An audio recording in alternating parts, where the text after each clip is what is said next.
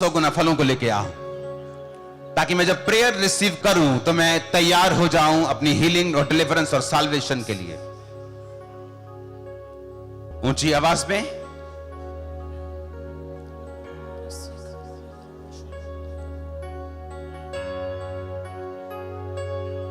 प्रभु यीशु मसीह के सामर्थी नाम में हम मांगते हैं।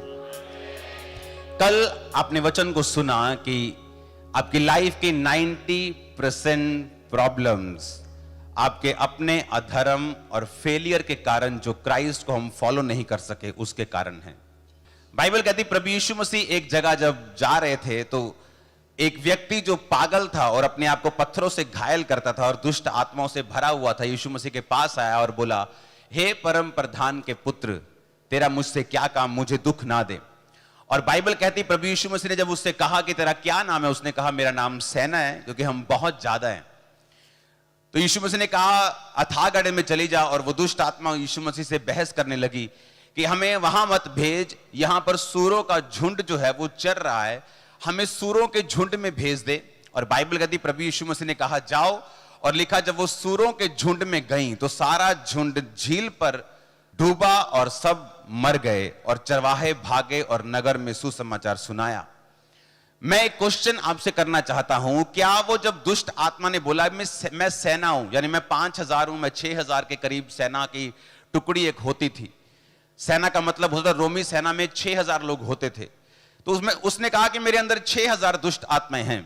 तो मैं आपसे ये क्वेश्चन करना चाहता हूं कि क्या 6000 दुष्ट आत्माएं थी? इस कारण प्रभु यीशु मसीह ने उसकी बहस को स्वीकार किया और कहा ठीक है, जहां तू चाहता है, जहां तू चाहती है दुष्ट आत्मा, तू वहां चली जा। क्या यीशु मसीह के पास पावर नहीं थी 6000 दुष्ट आत्मा को निकालने की? लेकिन ऐसा नहीं था। बाइबल के मुताबिक सुअर चराना पाप था, सुअर चराना बाइबल के अगेंस्ट था, और दुष्ट आत्मा ने इशारा किया कि वहां पर वो चीज हो रही है जो बाइबल के खिलाफ है। क्या मैं वहां पे चला जाऊं, चली जाऊं?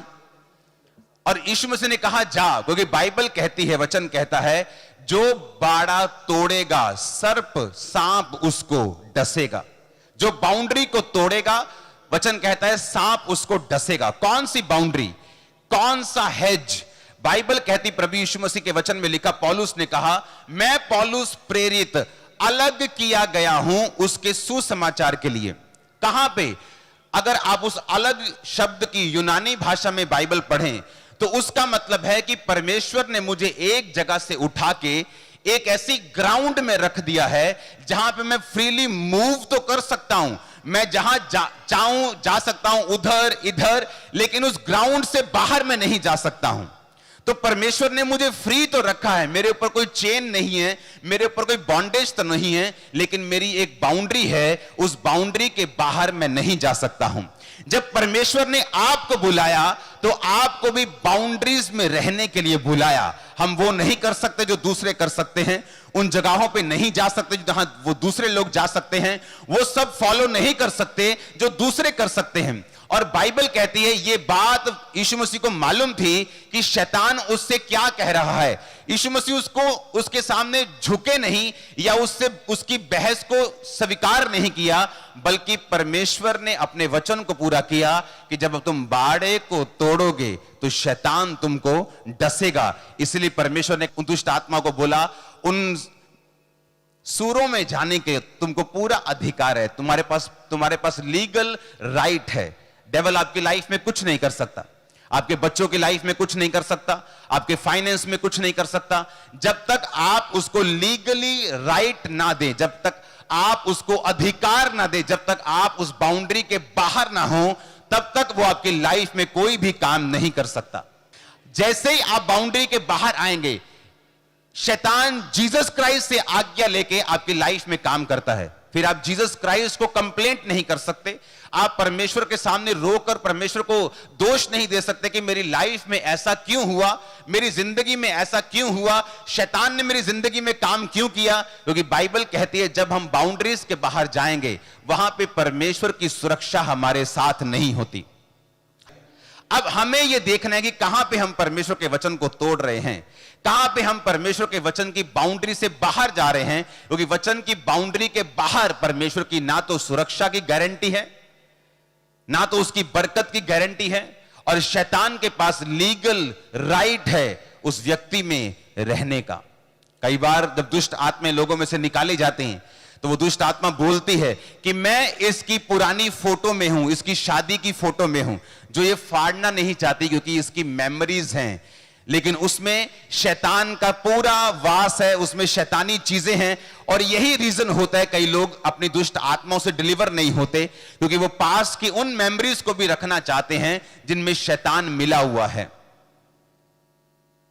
ऐसी चीजें जो शैतानी हैं, शैतान के साथ हग करके आप शैतान को डांट नहीं सकते, आपको उसका एनिमी बनना पड़ेगा, वचन पे चलना पड़ेगा, और आप उसको डांटेंगे और वो जाएगा, और वो आपका सगा नहीं है।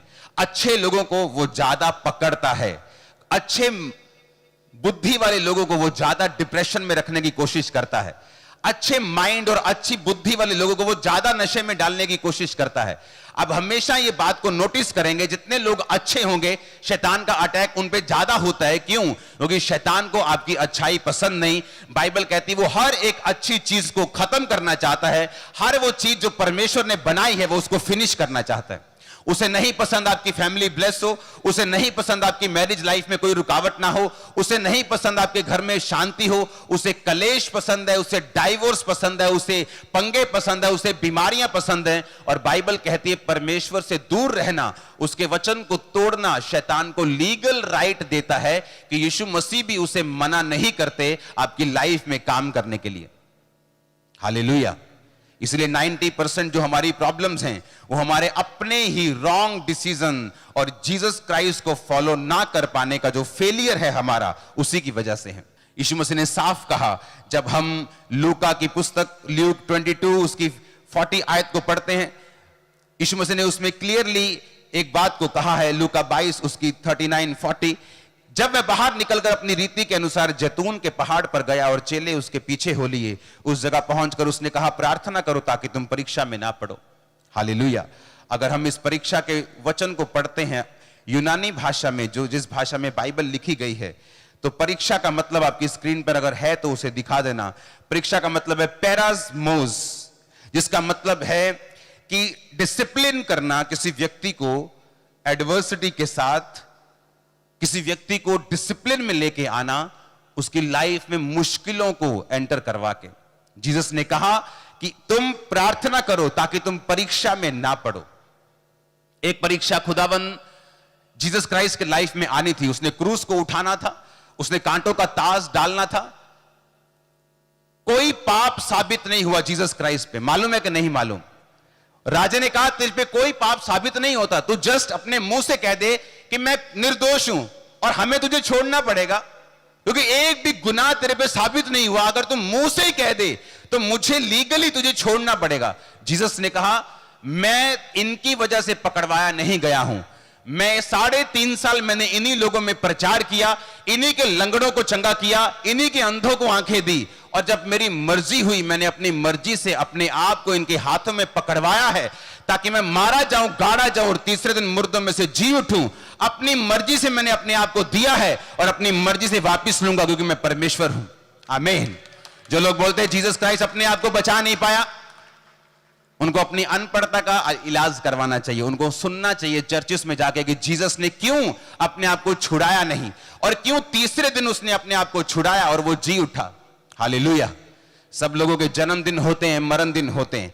बड़े बड़े महापुरुष आए, जन्म में मर गए। एक जीसस क्राइस्ट एक लौते ऐसे परमेश्वर शख्स हैं जिसके 3 दिन है, जन्मदिन है, मरण दिन है और जी उठने का दिन है, और वो आज तक जीवित है। कौन कर रहा है ये काम? कौन हीलिंग कर रहा है? मेरे पास क्या पावर है? मैं तो आपके जैसा 2 हाथ 2 आंखें रखने वाला मनुष्य हूं। मेरे पास क्या पावर है उसको हील? जीसस के पास पावर है ऑपरेशन से फ्री करने की, उसके पास पावर है आपको फ्री करने की दुष्ट आत्मा से, बीमारियों से, कैंसर से, उसके पास ताकत है, क्योंकि वो जी उठा सारे काम को फिनिश करके। आमीन। अब हमें क्या करना है? उसी जीसस क्राइस्ट ने कहा प्रार्थना करो ताकि तुम परीक्षा में ना पड़ो। इसका मतलब अगर आप प्रेयर लाइफ में नहीं हैं, आप एक बिग ट्रबल में फंस सकते हैं और परमेश्वर आपको डिसिप्लिन करेगा उस मुसीबत में कि आप अपनी लाइफ को प्रार्थना में बढ़ाएं। लेकिन हर व्यक्ति जो है, जो इस वचन को नहीं जानता, जब वो प्रेयरलेस होता है और शैतान का अटैक उसकी लाइफ पे होता है, तो वो पीछे और पीछे और पीछे होता जाता है। क्योंकि ना तो उसकी लाइफ में अच्छी चर्च है जहां वो वचन को सुन सके, ना वो अच्छी संगति में है, ना वो प्रार्थना सुनता है, ना वो वर्ड सुनता है। और जब शैतान उस पर अटैक करता है, उसे लगता है जिंदगी संघर्ष का नाम है, और वो अपनी लाइफ, अपने फाइनेंस, अपने परिवार में एक कदम पीछे, 2 कदम, 4 कदम और 100 कदम पीछे होता जाता है। जबकि उसे यह नहीं मालूम कि मेरी लाइफ में आने वाली जो अभी आई हुई मुसीबत जो है, वो मेरे प्रेयरलेस होने का कारण है, क्योंकि मैं प्रेयर में नहीं हूं। बाइबल कहती, पौलुस, पतरस, अगर आप उनकी लाइफ को देखें, दोपहर के टाइम स्पेशली प्रेयर करने के लिए शहर के बाहर जाया करते थे। और बाइबल कहती, जब वो शहर के बाहर जा रहे थे तो एक औरत उनको मिली जो बहुत अमीर थी, जो सेव हुई। जब वो जा रहे थे प्रेयर करने के लिए, एक लंगड़ा उनको मिला जो 40 साल से लंगड़ा था, जो हील हुआ। वो लंगड़ा चलाने के लिए नहीं गए, वो सेव करने के लिए नहीं गए, वो प्रेयर करने के लिए जा रहे थे, और मिरेकल्स और साल्वेशन ने उनको फॉलो किया। कौन सी चर्चेस हैं जो सेव कर रही हैं लोगों को, जो साल्वेशन की नदियों को बहा रही हैं? कौन सी चर्चेस जो हीलिंग कर रही? वो चर्चेस जो अपने घुटनों के ऊपर हैं, जो प्रार्थनाओं के ऊपर हैं, जो 4 घंटे, 5 घंटे, 6 घंटे रोज प्रार्थना करने वाले, वो लोग बेदारी का कारण बन रहे हैं।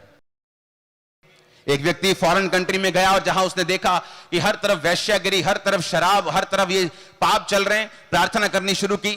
शाम 5 बजे प्रेयर में बैठता था, रात तक प्रार्थना करता, सुबह काम करता था।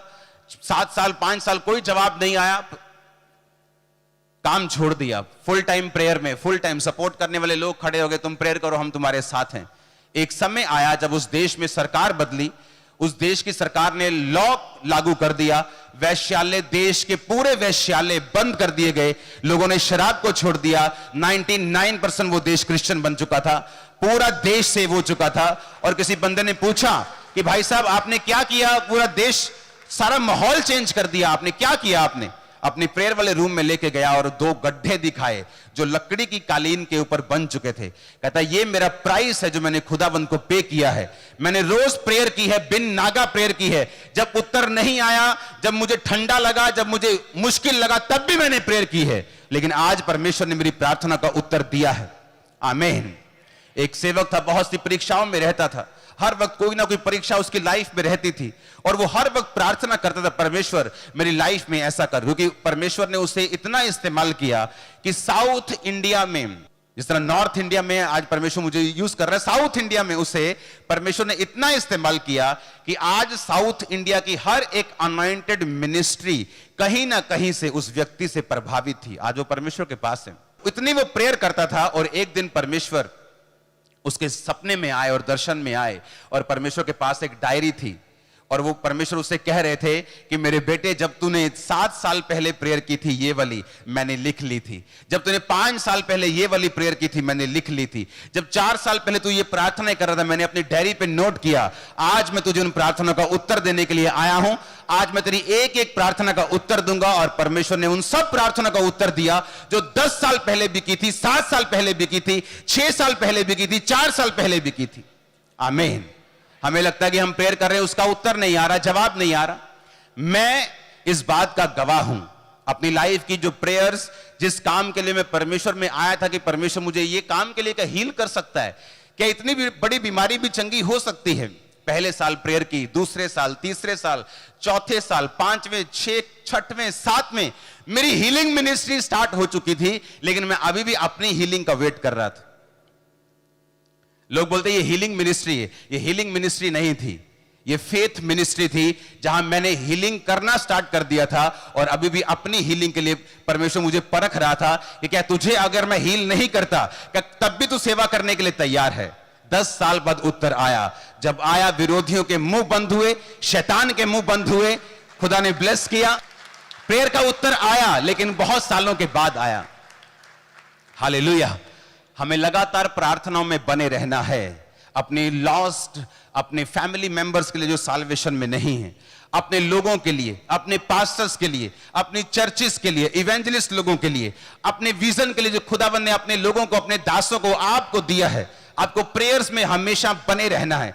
जीसस ने खुद अपने मुंह से कहा है, अगर तुम प्रेयरफुल नहीं हो तो तुम पंगे में फंसोगे ही फंसोगे। आप जीसस के वर्ड्स को गिरता हुआ कभी नहीं देखेंगे। अगर जीसस ने कहा है अगर तुम प्रेयरलेस हो तो तुम ट्रबल के बहुत नजदीक हो। वो आज नहीं तो कल तुम्हें हिट करने वाला है। इमेजिन करो कितना खतरनाक ये वर्ड है कि अगर तुम प्रेयरलेस हो तो तुम परीक्षा में पड़ने वाले हो।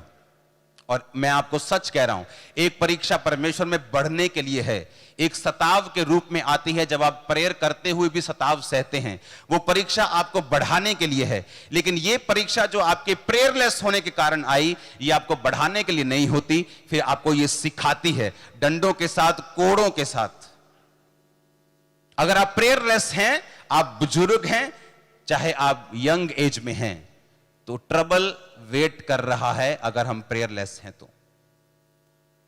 हालेलुया।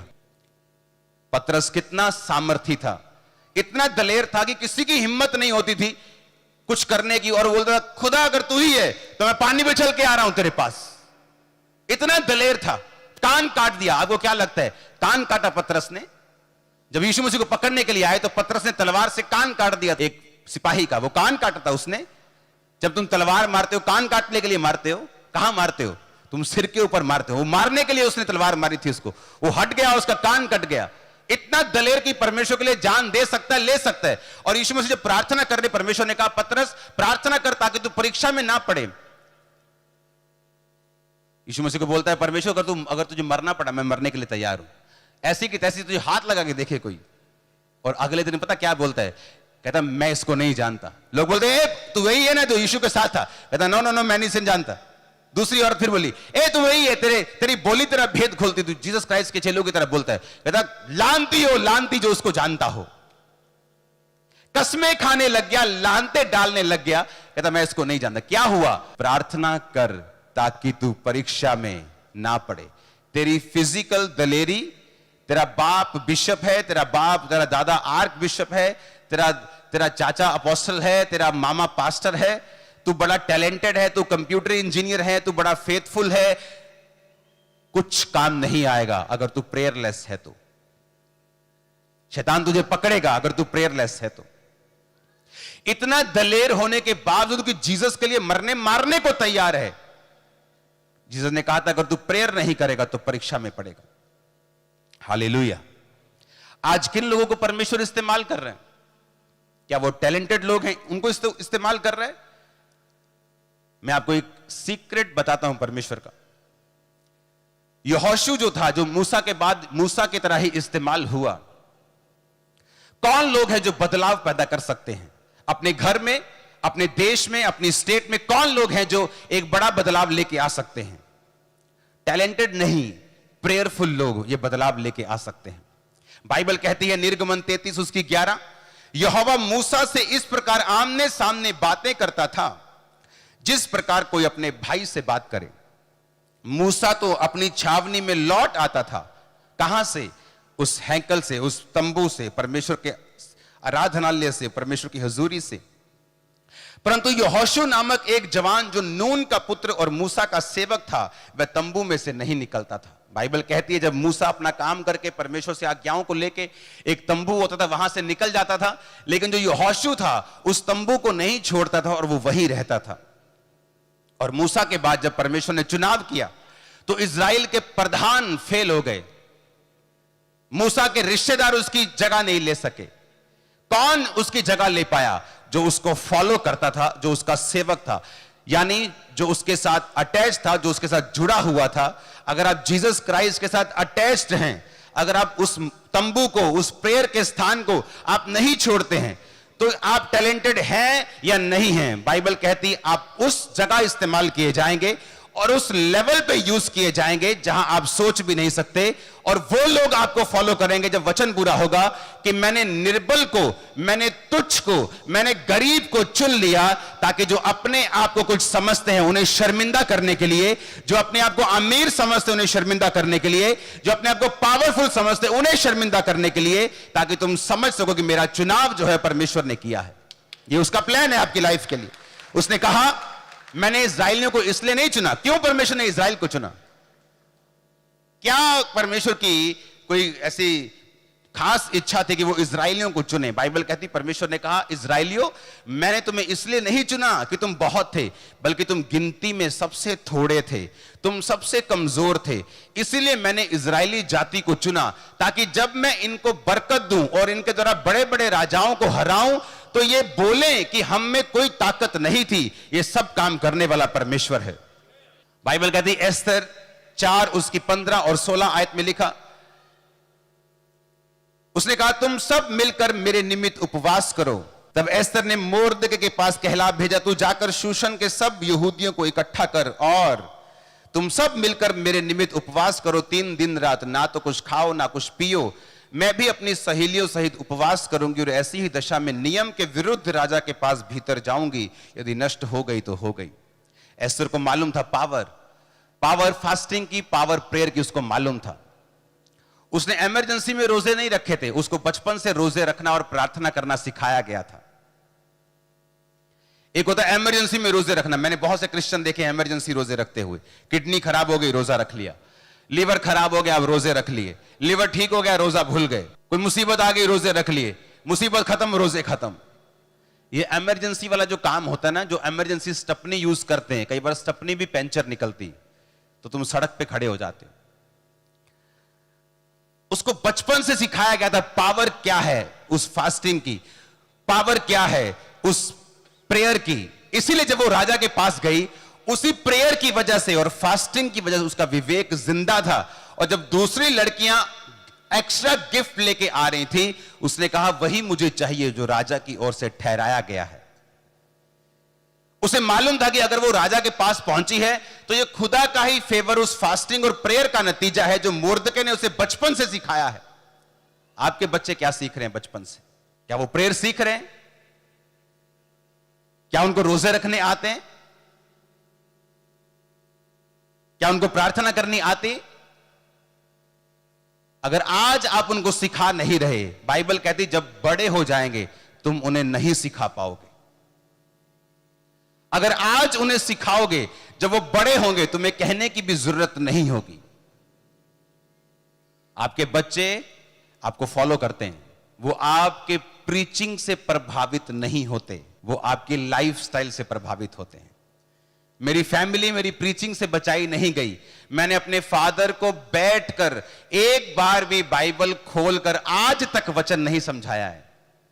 और मेरे सबसे बड़े विरोधी मेरे फादर थे।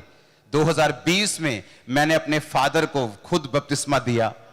2012 में अपनी मदर को खुद बपतिस्मा दिया। मेरी फैमिली मेंबर्स के ऑलमोस्ट 99% लोगों ने मुझसे बपतिस्मा लिया और मैंने किसी को भी बाइबल खोल के नहीं समझाया। मेरी लाइफ देखी है उन्होंने और क्राइस्ट को फॉलो किया है। बरकतें देखी हैं जो आप लोग नहीं देख सकते। हालेलुया। वो मिरेकल्स देखे हैं जो अंदर हम रोज रिसीव करते हैं अपने घरों के अंदर। वो वाओ वाओ बोलने वाले मिरेकल्स, वो ऐसा फेवर हमने देखा है, उन्होंने देखा है। और उन्होंने देखा कि परमेश्वर इसके साथ है। और जिस परमेश्वर को ये मानता है ये जीवित परमेश्वर है। आमीन। अब अपने बच्चों को सिखा रहे हैं कि नहीं? बाइबल कहती है अगर अब उन्हें नहीं सिखाओगे, जब वो बड़े हो जाएंगे वो कभी सीखेंगे नहीं। आपके लोग आपकी प्रीचिंग से नहीं, आपके कैरेक्टर से प्रभावित होते हैं। हालेलुया। उन्हें प्रीचिंग करने की जरूरत नहीं, जस्ट क्राइस्ट को फॉलो करो। Just prayer, just fasting. आपको बेसिक के ऊपर वापिस आना है अगर आप शैतान के चंगुल से छूटना चाहते हैं तो। अपने हाथों को उठाओ। Thank you Jesus. आप एक प्रेयर करेंगे राइट नाउ। सब जन खड़े हो जाओ। हर एक जन आज वायदा करेगा कि खुदावंद प्रेयरलेस मैं कभी नहीं होऊंगा, मेरा परिवार भी नहीं होगा। ऊंची आवाज में, खुदावंद मैं प्रेयरलेस नहीं होऊंगा, ना ही मेरा परिवार।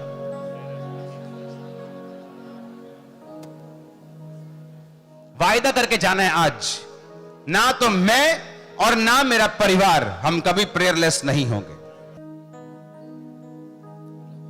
अपनी हजूरी से मुझको जिला, ऐ रूहे पाक तू आ। बोलो, ना तो मैं ना मेरा परिवार कभी प्रेयरलेस होंगे। मांगना है आपको, आपको प्रेयर की स्पिरिट को रिसीव करके जाना है। प्रेयर के बिना कोई क्रिश्चियन लाइफ नहीं है, सिर्फ अटैक्स हैं। प्रेयर स्पिरिट को रिसीव करके जाना है। बोलो, ना तो मैं ना मेरा परिवार कभी प्रेयरलेस होंगे। वायदा करो।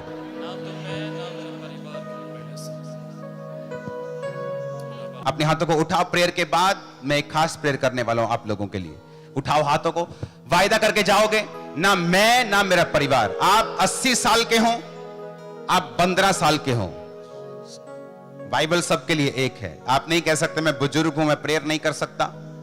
आप बेड पर बैठकर भी प्रेयर कर सकते हैं, आप कुर्सी पर बैठकर भी प्रेयर कर सकते हैं। प्रेयर करना, खुदा से बात करना, अपने परमेश्वर से सहभागिता को रखना है। प्रभु यीशु मसीह के सामर्थी नाम में हम मांगते हैं। मेरा बिलीव है आप प्रेयरलेस नहीं होंगे आज के बाद। आप जितना मर्जी ब्लेस्ड हो, बाइबल कहती दाऊद राजा कहता मैं दिन में 7 बार तेरी स्तुति करता हूं खुदा। एक राजा से ज्यादा बिजी और कोई नहीं हो सकता। कोई क्या बिजनेसमैन बिजनेस कर लेगा, एक राजा से बड़ा क्या बन सकता है। लेकिन बाइबल कहती दाऊद को मालूम था मैं आत्मा में करेक्ट रहूंगा। क्या होता है प्रेयर करने से? आपको डायरेक्शंस मिलती हैं, किधर निकलना है, किधर बचना है, कहां को जाना है। दाऊद ने 66 लड़ाइयां लड़ी, 66 लड़ाइयां जीती। आज एक लड़ाई कोई देश लड़ ले, फाइनेंशियली 10 साल पीछे हो जाता। वो क्यों नहीं लड़ते बताओ देश आजकल? क्यों वो लड़ना नहीं चाहते? क्योंकि जब भी कोई देश लड़ता है वो फाइनेंशियली पीछे जाता है, इसलिए वो नहीं लड़ते।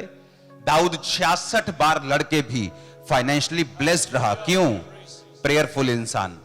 परमेश्वर बताता इस बार दाऊद बेटा आगे से जाना, इस बार पीछे से घेरना, इस बार थोड़ा अलग अलग जाके ऐसा करना। अलग अलग योजनाएं परमेश्वर उनको देता था।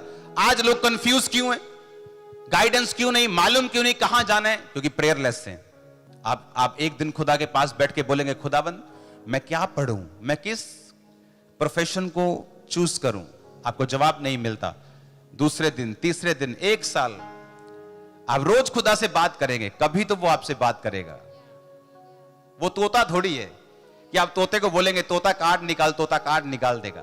तोता थोड़ी है, वो परमेश्वर है। वो आपकी मर्जी से नहीं बोलता, लेकिन बोलता जरूर है। वो आपसे बात करेगा, और जब वो आपसे बात करेगा आप सबसे अलग होंगे। मेरी मिनिस्ट्री में जब मैंने शुरुआत की तो बहुत से लोग मुझे क्रिटिसाइज करते थे, आप पास्टर से मिलते नहीं, आप संगति नहीं कर। मैंने कहा मेरे ऊपर बर्डन भारी है, मुझे प्रेयर करना है 6 घंटे, 8 घंटे प्रार्थना करने वाला इंसान मैं कैसे मिल सकता हूं? उसके बाद मेरी सेवकाई है, मेरा घर है, मेरा बिजनेस है, मैं बिजनेस भी करता था। मैं क्या करूं? मैं नहीं आ सकता। मैं आपसे प्यार करता हूं, बुलाता था, बात करता था।